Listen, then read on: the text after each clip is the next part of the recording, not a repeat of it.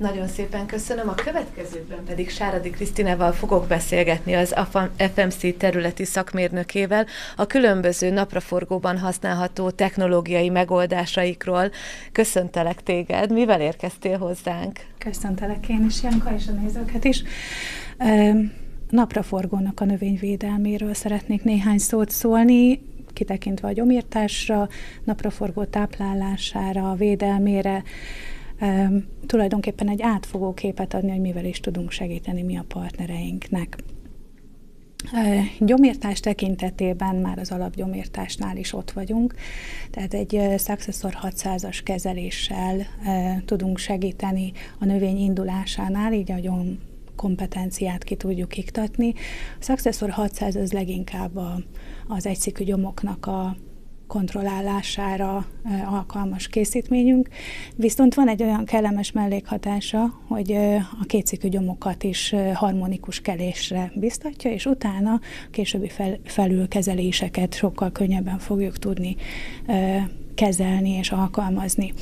Ugye nekünk speciálisan az Express és az Evorel Express nevezetű készítményeink vannak ezen a területen, amik az Express toleráns hibridekre alkalmazhatók. Ugye most már nagyon sok magház előáll, vagy több magház is kínálja a palettáján az Evorel Express toleráns hibrideket is, akinek egy kicsit nagyobb kihívást jelent a gyomviszonyok tekintetében a területnek a kordában tartása, ott ezeket a hibrideket is lehet választani. Az Express technológia sajátosságaira még egy kicsit részletesebben kitérnél, kérlek? Igen, fontos is róla beszélni olyan szempontból, hogy talán az idősebb kollégák, illetve nézők, akik nézik ezt a webináriumot, emlékeznek arra, hogy egy 15-20 évvel ezelőtt még úgy választottuk ki a napraforgónak a vetésterületét, hogy ne legyen ott nehezen írtható gyom, például az acat, amivel nem tudtunk boldogulni, és ha oda került a napraforgó, akkor ezt nem tudtuk sajnos kordában tartani, és óriási termésveszteségeket tudott okozni. Úgyhogy erre jött aztán megoldásként az Express technológia, ami azóta is velünk van, és nagyon sokat segít a termelőknek, viszont meg kell említeni az időjárási viszonyokat, ugye, hogy sokkal enyhébbek lettek a teleink, ezért hiába szorítottuk vissza annak idején például az acatot, ami nehezen írtható gyomnak számít, a forgatás nélküli talajműveléssel és az időjárás változással, a teleknek az enyhességével újra megjelentek a területen, és nagyon nehéz boldogulni. Úgyhogy ezeken a területeken nagyon jó szívvel tudjuk ajánlani az Express technológiát, mert nagyon szépen tud működni. Ugye, ami érdekes lehet még, ha már az időjárásról beszélünk, hoztam egy tavalyi felvételt Komárom-Esztergom megyéből. A dátumot érdemes figyelni, mert ez 5. hó 20-án készült, és nagyon hideg tavaszunk volt, biztos, hogy sokan emlékeznek erre, és lehet látni, hogy a közelebbi képeken, hogy nagyon szépen dolgozik az Express a gyomnövényeken, ugye a közepén lehet látni, hogy szépen sárgulnak. Az Express ez egy növekedésgátló készítmény, és a növekedésgátlók akkor tudnak nagyon-nagyon jól dolgozni, amikor a gyomnövény intenzív növekedésben van. Na most ezek a szegény növények, ha a napraforgót nézzük, látszik rajta, hogy ha tehetné, akkor épp visszabújna a földbe, inkább annyira fázik, de hát ugyanez jellemző volt a gyomnövényekre is, tehát sokkal lassabban működtek ezek a készítmények, minden növekedésgátlóra el lehet ezt mondani. Ilyenkor nem szabad megijedni, tehát itt például ez egy 16 napos gyomírtás volt, ami aztán gyönyörű szépen egy hét múlva teljesen kitakarított mindent, csak érdemes figyelni arra is, hogy milyen az időjárás. Amikor intenzívebben nőnek a növények, akkor sokkal jobban fog működni a készítmény. Itt lehet látni egy 19 napos kezelést, nagyon szépen elszáradtak, úgyhogy nem kell megijedni, a készítmény teszi a dolgát, nagyon szépen fog dolgozni. Fenológia tekintetében arra érdemes figyelni, hogy mindenképpen a 6 leveles állapotban maradjunk. Ugye akkor van a napraforgónak a vegetatív fázisa, onnantól lép a generatív fázisba, és nagyon nem szeretnénk, hogyha ebbe a generatív fázisba belelépnénk, úgyhogy ha lehet, akkor szorítsuk bele mind az Express-t, illetve az Evorel Express készítményt is ebbe az időintervallumba. Ha más gyomnövényeink is vannak, ugye azért a parlagfű az elég meghatározó közegészségügyi szempontból is, amivel foglalkozni kell. Itt a parlagfűnek a fenológiája is nagyon fontos, hogyha expresszes készítménnyel dolgozunk, a parlagfűnek a 4 leveles stádiumába bele kell férni mindenképpen. Ha nagyobb fertőzöttség van, vagy olyan gyomnövények, ugye én Fejér és Komárom-Esztergom megyékből jöttem, nálam például a kender óriási problémát okoz, nagyon nehéz vele bírni. Ott a partnereknek azt szoktam ajánlani, hogy inkább az Evorel Express készítményt használják. Olyan magházaknak a vonalait válasszák, amik ezt tolerálni tudják, tehát nem mindegyik tudja, mindenképp a magházat kérdezzük meg. Mindenki ismeri a saját területeit, amik nagyon-nagyon fertőzöttek. Oda legalább arra a kisebb területre érdemes ezeket a hibrideket választani, hogy meg tudjuk oldani ezt a problémát, hiszen a napraforgónak a vetésterülete nő. Tehát igen, ezt valahogy ki kell küszöbölni. Köszönöm szépen. Átnéztük tehát a gyomírtási technológiának a sarkalatos pontjait, és köszönöm, hogy kitértél arra, hogy mi van, amikor a hidegben egy picit lassabban növekednek a gyomok, és így olyan, minthogyha egy kicsit lassabban is hatna a gyomírtószer, de nem kell megijedni. Milyen egyéb technológiával tudjuk még támogatni a napraforgót? Ezeket mikor kell alkalmazni? Igen, ami szerintem nagyon fontos, és pont amiatt, hogy növekszik a napraforgónak a vetésterülete, az például a gombaölőszeles kezelések. Én még amikor tanultam az iskolába, akkor azt tanultuk, hogy 5 éven belül ne kerüljön napraforgó ugyanarra a területre, illetve más egyéb társnövénye, ami vagy fogékony lehet ezekre a kórokozókra, teszem azt repcel, szója, lehetne sorolni őket. Ehhez képest azért azt gondolom, hogy ma már, mivel erősen túlsúlyba került a napraforgónak a termesztése, az időjárási okok miatt is, nem tudjuk ezt megválasztani. Viszont nagyon jó hír az, itt mutatok is egy képet, ez egy alternária fertőzöttségre kitett Priori Gold készítményünknek a hatását mutatja, hogy a kezelés után 58 nappal is milyen szépen dolgozott és működött a készítmény. Jó hír az, hogy az emberek már a technológiába beillesztették a gombaölőszeres kezelést. És azt gondolom, hogy a tavalyi évben mondtuk, hogy nem volt gombás év, ugye ez volt a szlogán, de nagyon-nagyon nagy részben hozzájárul az is, hogy minden évben kezeljük a területeinket gombaölőszerekkel, a napraforgó területeket, és ezért vissza tudjuk ezt szorítani.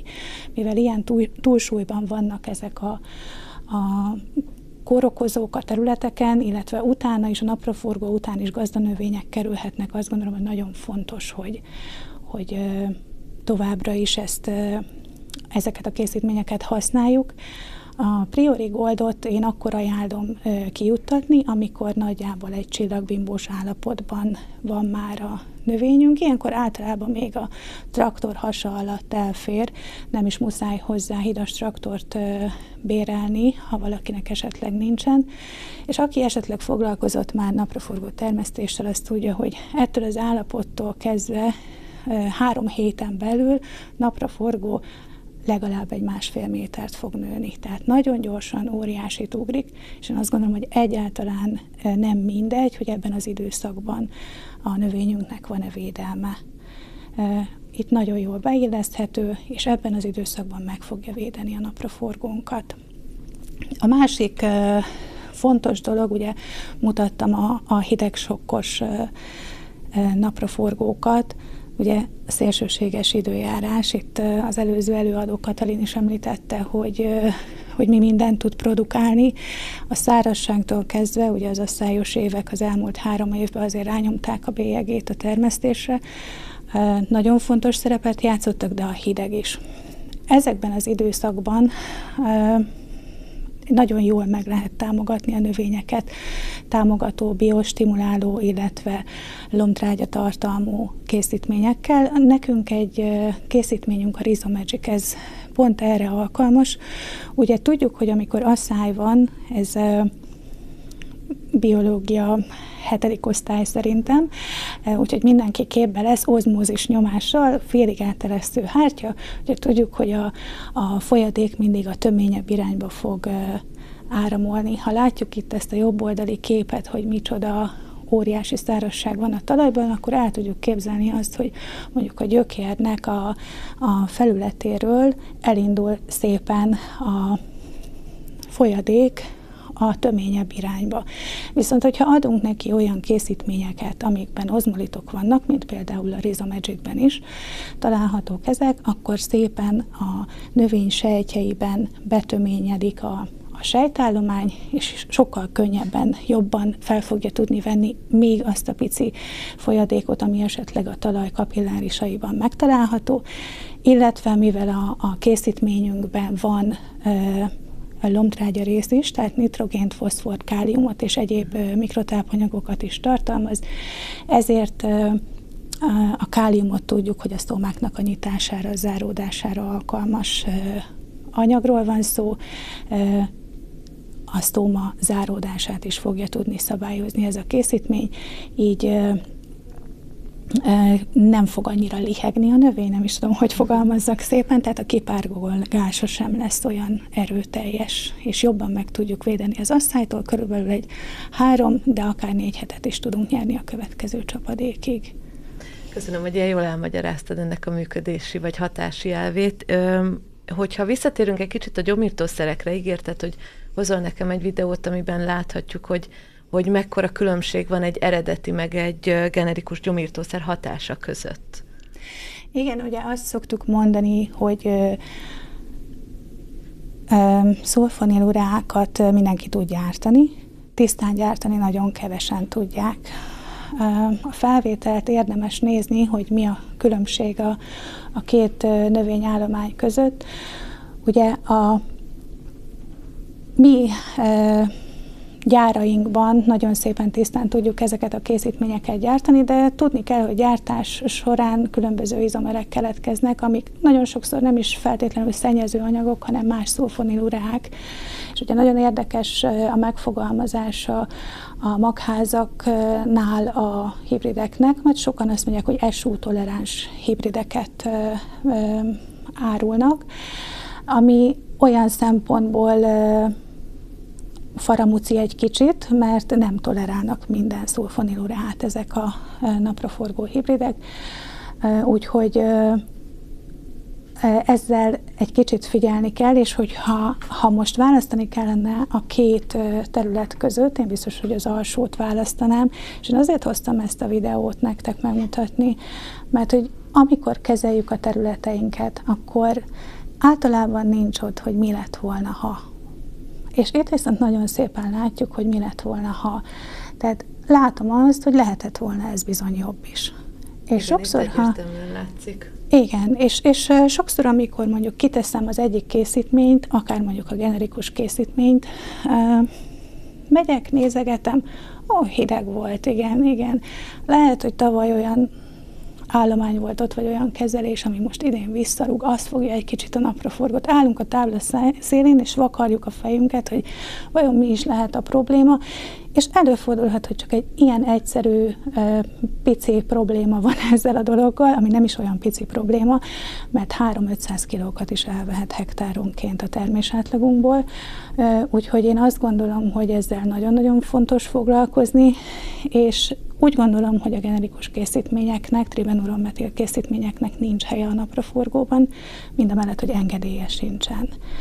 És ugye a permetezési naplóba ezt is be kell írnunk, tehát ha szabályosan akarunk eljárni, akkor nincs is rá mód, hogy használjuk. És akkor mutatok még 2 képet ezzel kapcsolatban. Nagyon-nagyon hasonló felvételek, több helyen tudtunk ilyeneket készíteni, és ezt köszönjük a partnereknek is, akik megbíznak bennünk. Az egyik oldalon az eredeti készítménnyel kezelt napraforgó, a másikon pedig egy generikus készítménnyel kezelt látható. Ez egy kollégám felvétele, a másik kettő az én felvételeim.